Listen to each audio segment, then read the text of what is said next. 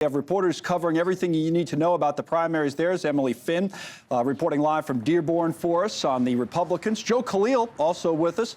Joe was at the White House today to talk about what's ahead for President Biden. Now, I should point out that both Joe and Emily are natives of the state of Michigan, so they know more about it than I do. They're very well set up to tell you about this state. So, Emily, we begin with you and what's at stake for these Republicans. Tell us.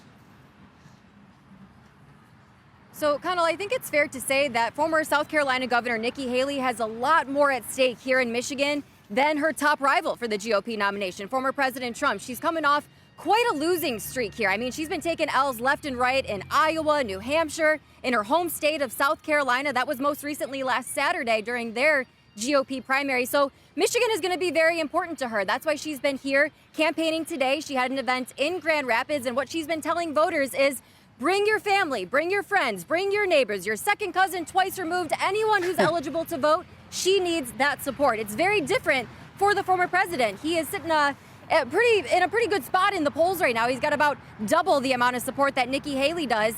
Nikki Haley just had a blow to her financial backing yesterday. She just lost some of her top donors from the Koch network, but she was able to rake in about $1 million in fundraising after that loss on her home turf. So even with this financial backing, she hasn't been able to chip away at the former president's lead in the polls quite yet. So that's why she's here on the ground trying to make those last-minute efforts on the campaign trail, Connell. And it almost definitely won't matter in terms of who the nominee is. We know that as we cover it, unless something crazy happens, Donald Trump will be the nominee in the Republican side. But I think what Nikki Haley showed in South Carolina Saturday night, and maybe it comes up again in Michigan, and there's certain groups of voters where the former president has some vulnerabilities. So which voters, Emily, are these candidates banking on the most to, secure things for them when it comes to Michigan? Absolutely. Well, let's start with this, Connell. The first part of your question, I think where Trump has some vulnerabilities is the moderate Republicans. So that's where he's really going to have to be targeting his campaign efforts, his policy efforts to be able to appeal to them.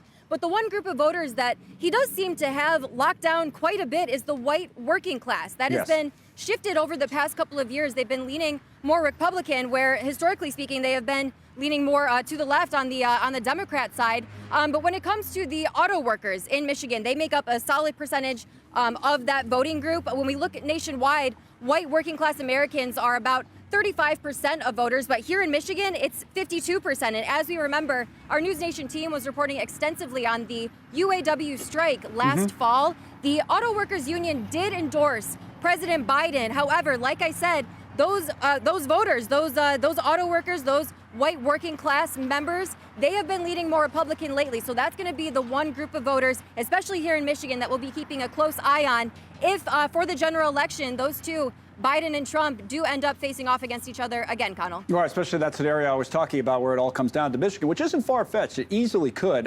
Joe, let's talk about